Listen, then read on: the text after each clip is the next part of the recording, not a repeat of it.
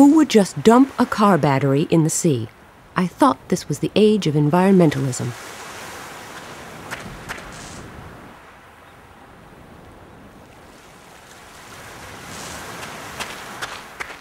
I bet it contains all kinds of handy tools.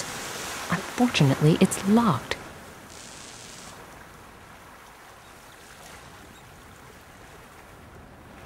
A fire hose. Pretty wide, pretty long, and pretty heavy. It probably belonged to some ship.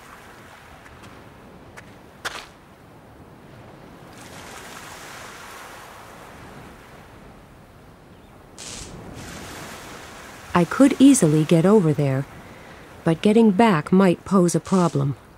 First, I'll try to find something to help my unconscious companion over here.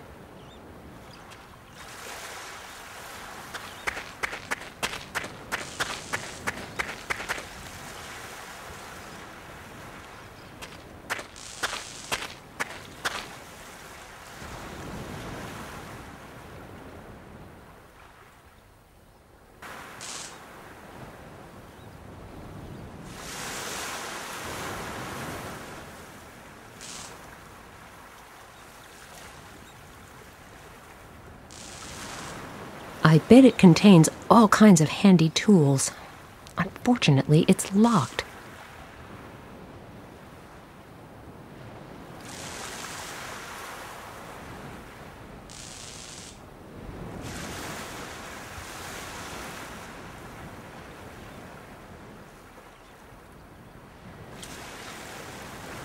No idea what this wheel might have been used for.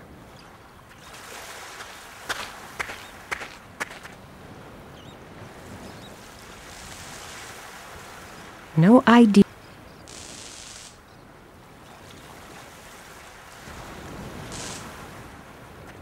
Heaps of small pebbles.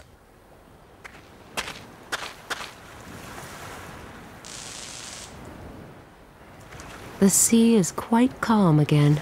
The chaos on the beach and the junk floating in the filthy water are the only reminders of that disastrous flood wave. I'm glad we even made it to dry land. I've done quite enough bathing for one day. The pebbles are much easier to carry inside this bag. A bag filled with pebbles.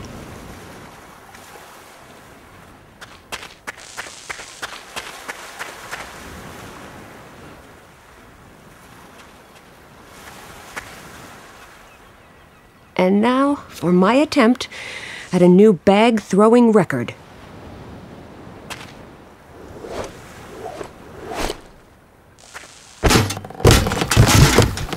I'm a genius.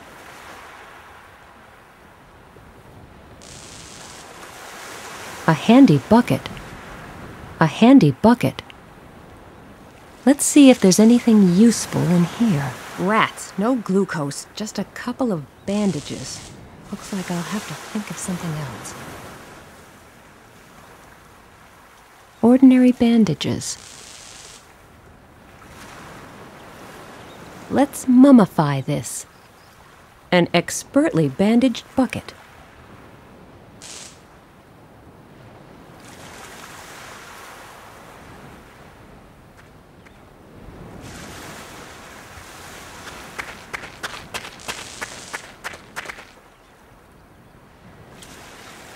Good idea. That way I should be able to get some reasonably clean water.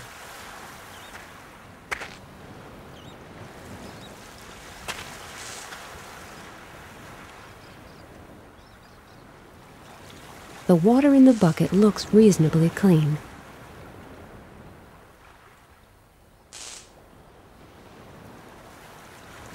The car battery contains a strong acid.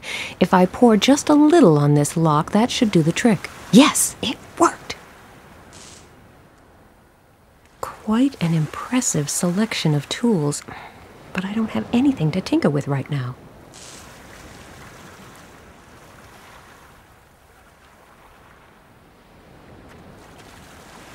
I've always wanted to have a go at firing one of these.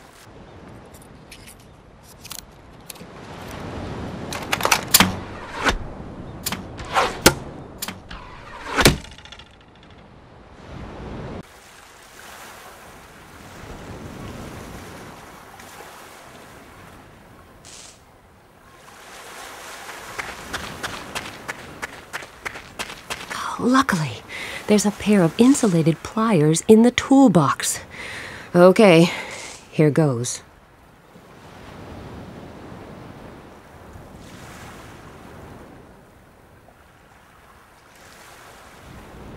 The power's off.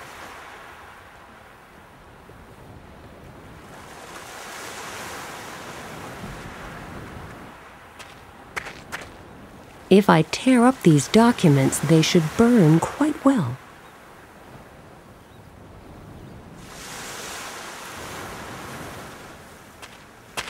Up the pole, down the pole, up the pole, down the pole. Who am I, Tarzan?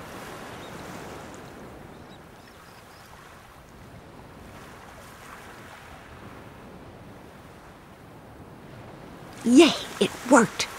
The documents are on fire.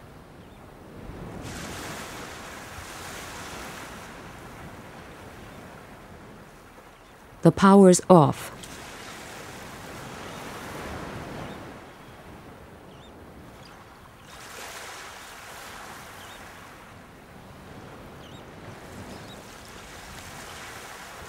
If I bend this sheet of metal a bit and then lodge it between those teeth, there, it worked.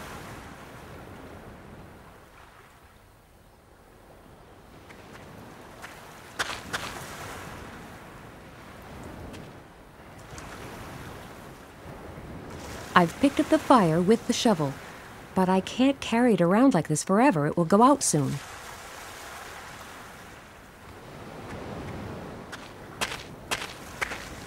Let's hope this doesn't result in a high jet of flame. I don't need a bad hair day on top of everything else. Great! Now I have a lovely fire going that should burn for some time, hopefully.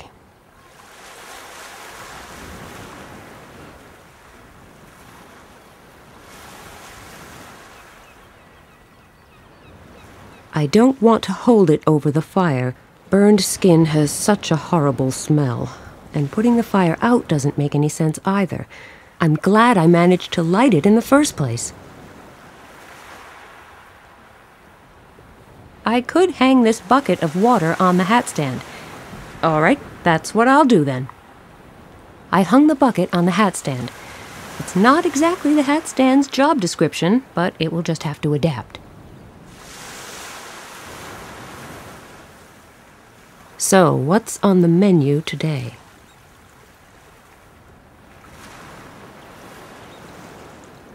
Good idea, but I'll pour away some of this water first. I'm sure I don't need that much for this little candy bar. There, that's better. Soupe au chocolat. This recipe may get me my own cooking show someday. The candy bar has melted. I can take the bucket down now. It will probably still taste a bit salty, but in this case, the end justifies the means.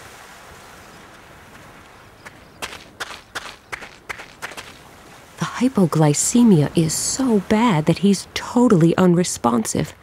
If I don't do something about it pretty soon, he will probably die.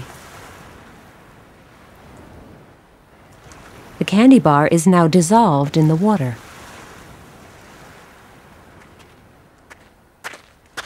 Here, drink this. It will help. Oh, thank you so much. I really needed that. You're welcome. Looks like I've taken the lead in our little life-saving contest. You owe me. Yes, you're probably right. You'll want some answers to your questions, I suppose. Well, I've been robbed, knocked out, shot at, and nearly drowned. I'd say a few answers are the least I can expect, wouldn't you? Right. Let's start at the beginning. First, my name is David Corell. I'm a vicar in Berlin, and I investigate sects and the dangers they pose on behalf of the church. Pleased to meet you. Nina Kalinko. Very nice to meet you. So, as I said, I deal with certain associations outside of the church. Some time ago, I came across a new, very aggressive sect by the name of Puritas Cordis. The sect of that televangelist, Pat Shelton? Right on. Apparently, Puritas Cordis believes in the prophecies of Zandona, an obscure 17th century French prophet.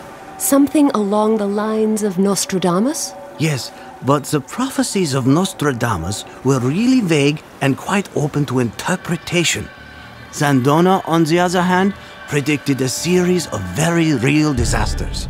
They were supposed to happen in a specific order, culminating in the apocalypse. Zandona. Now, where have I heard that name before? I tried to look him up in old church archives. Not very successfully, though. You mean there's nothing at all about Zandona? Not much. At least not anymore. The central registers are missing several tomes of records from this period. And I didn't have much luck in other archives either. Practically all records that might have contained some information about Zandona have vanished into thin air. Then, 2 weeks ago, a centuries-old parchment surfaced in Cambridge. A letter from a nun mentioning Zandona. The very letter you're carrying right now. Ah, so that's what these people on the ship were looking for? I think so, yes. Anyone who possesses it is definitely in danger. Just my luck. The last person who had the letter before you was my colleague, Patterson. He was going to follow some clues from the letter in northern France. He was the one who slipped you the letter at the harbor. He was probably being followed, and when he noticed, he passed the letter on to you. Not a moment too soon. May the Lord have mercy on his soul. And now I'm stuck with it. Unfortunately, yes. I'm so sorry that you got dragged into this. I witnessed the so-called accidents at the harbor. I realized he must have given someone the letter, so I boarded the ship in his place. I wanted to make sure the letter didn't fall into the wrong hands, and that its new owner was safe. People are being murdered for an old letter? Could its contents really be that important?